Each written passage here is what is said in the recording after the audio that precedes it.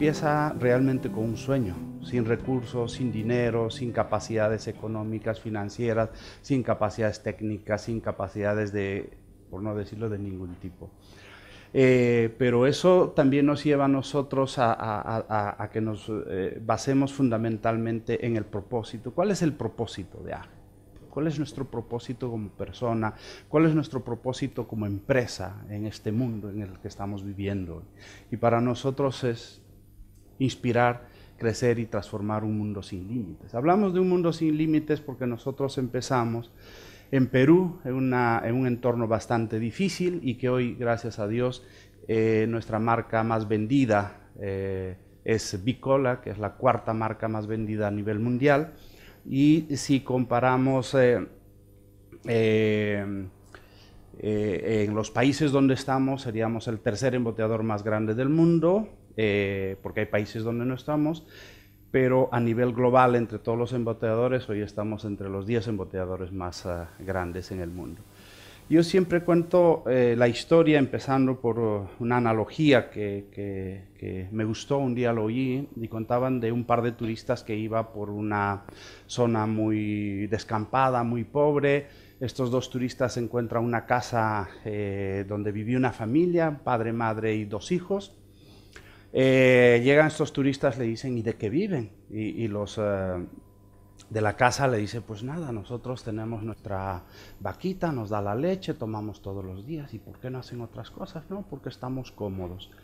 Entonces al día siguiente los turistas se van y deciden correrle una broma, agarran la vaca y la empujan al barranco. Se cae la vaca.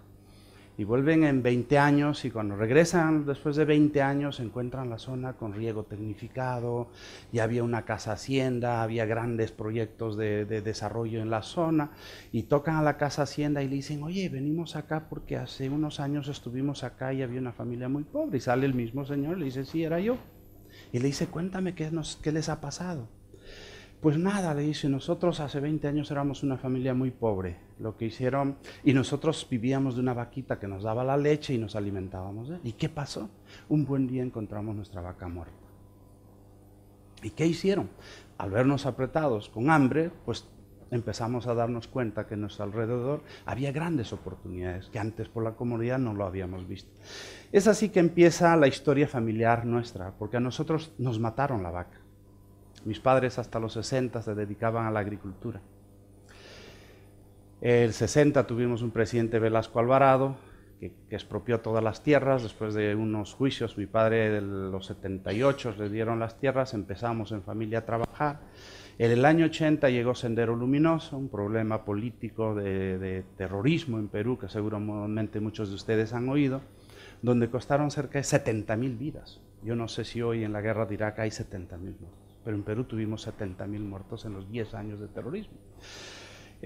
Una situación bastante compleja, donde perdimos y pues mi padre, que teníamos la hacienda, literalmente padre, madre y 6 hermanos, salimos de una casa cómoda de la hacienda a un departamento alquilado de 100 metros. Por eso cuento esta analogía de la vaca, porque es así que empieza nuestra historia, con grandes problemas, muchos inconvenientes, muchas desventajas, pocos recursos. ¿Qué es lo que teníamos? Lo único que teníamos era sueños, ganas de trabajar, fuerza de voluntad para convertir la adversidad en oportunidad. Y es así que en el año 1988, el 23 de junio, que en pocos días cumplimos aniversario, mi padre decide vender lo único que pudo haber sacado del campo, que era una camioneta y un tractor, así es que hipotecó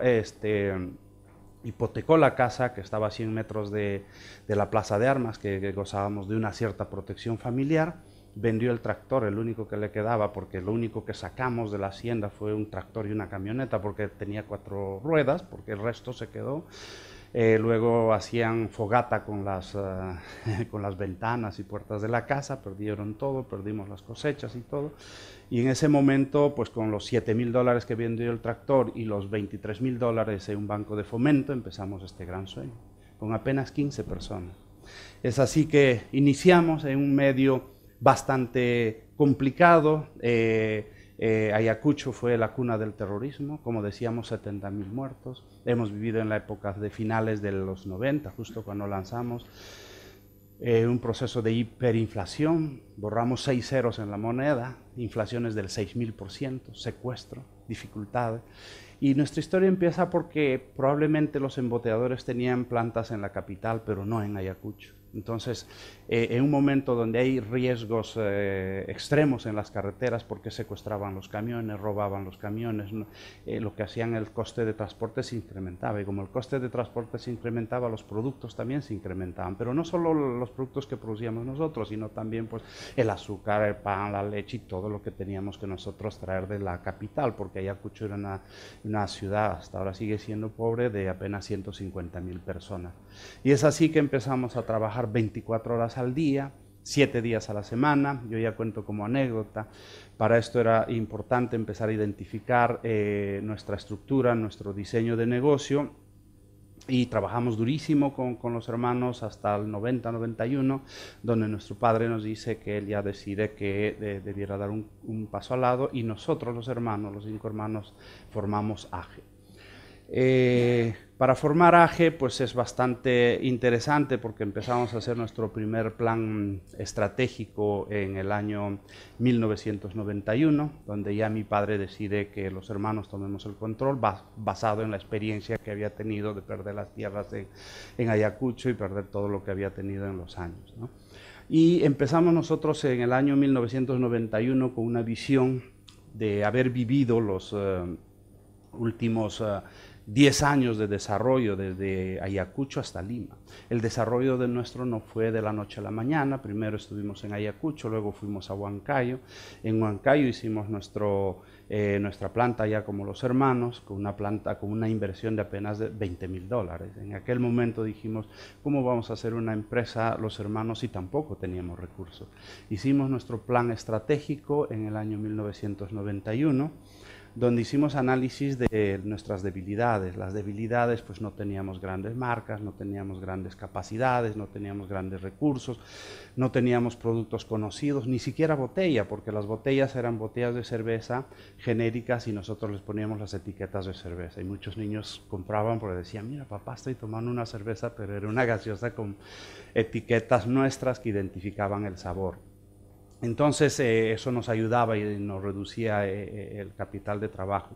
Entonces en debilidades eran gigantescas las que teníamos, en oportunidades, y hasta el año 1991 habíamos identificado una gran oportunidad en el segmento que ahora les vamos a comentar, y en el tema de riesgos, ya le hemos comentado, inflación, terrorismo, devaluación.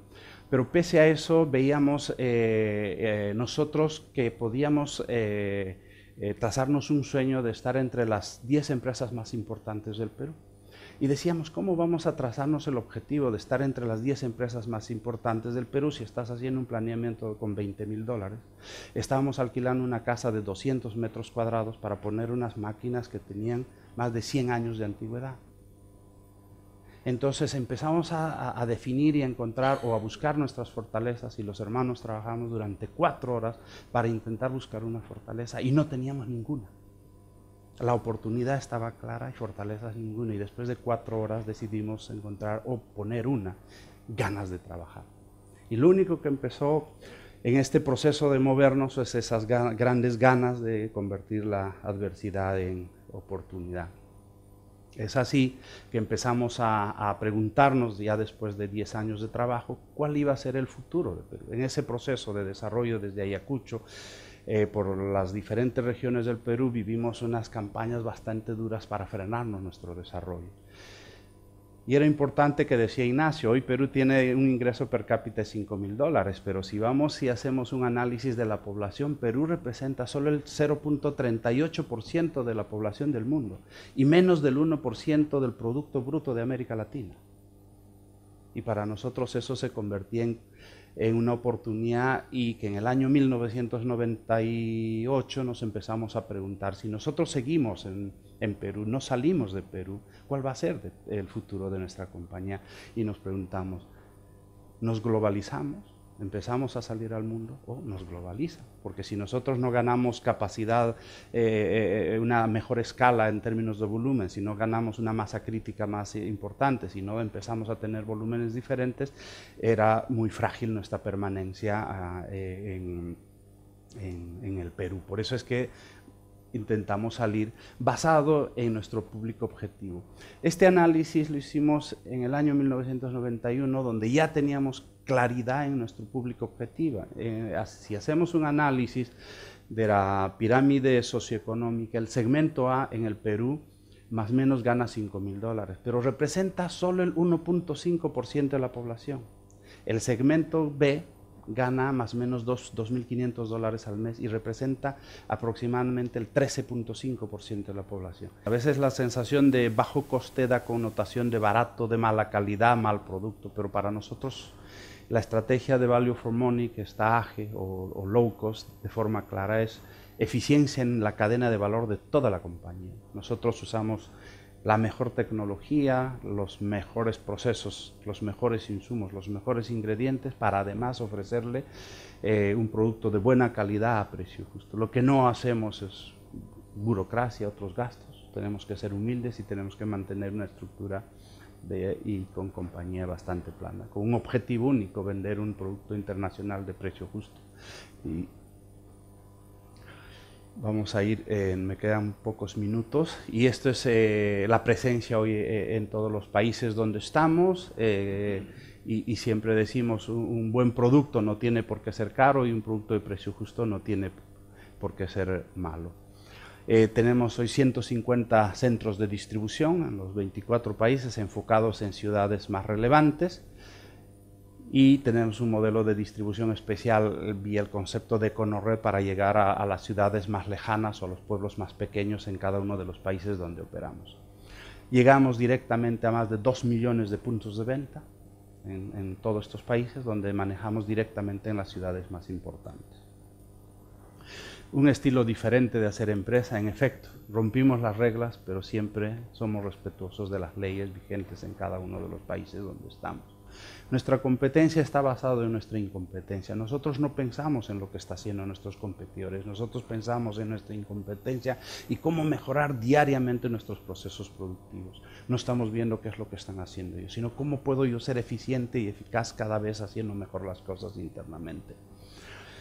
En el año 2003 hemos tenido la suerte de que hoy nuestro premio Nobel haya escrito sobre la familia. También en Wall Street Journal hemos salido en primera plana y con nuestro concepto de hacer empresa buscando hacer el bien. ¿Por qué hablamos de hacer empresa buscando hacer el bien?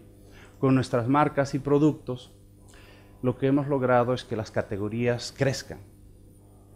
En Perú, en el año 1998, el consumo total de zumos era 30 millones de litros. Lo mismo, si yo solo vendo Mercedes-Benz, ¿cuántos Mercedes-Benz vendería en Cádiz o en España o en Suiza? Entonces lo que hemos podido hacer nosotros, y hemos puesto acá un cuadro para ver durante el 1998 hasta el 2004, literalmente el crecimiento cero de la categoría.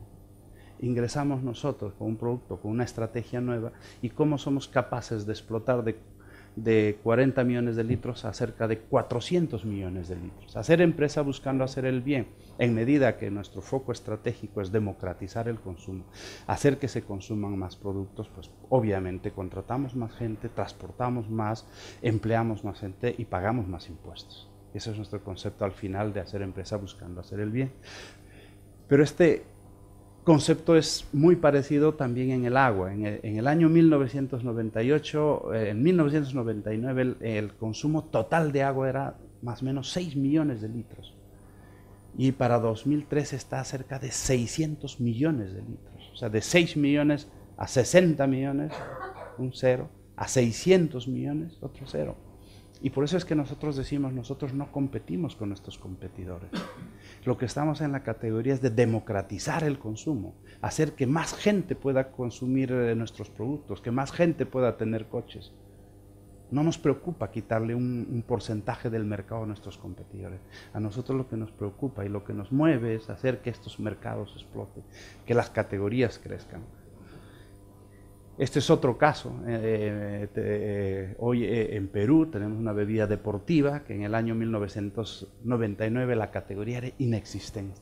Hemos lanzado el producto, como se ha ido de cero, acá está errado el cuadro, a 136 millones de litros en el año 2000, 14, de los cuales 83 millones de litros es de AGE, y nos pone un nivel de liderazgo con cerca del 80% del market share en esta categoría.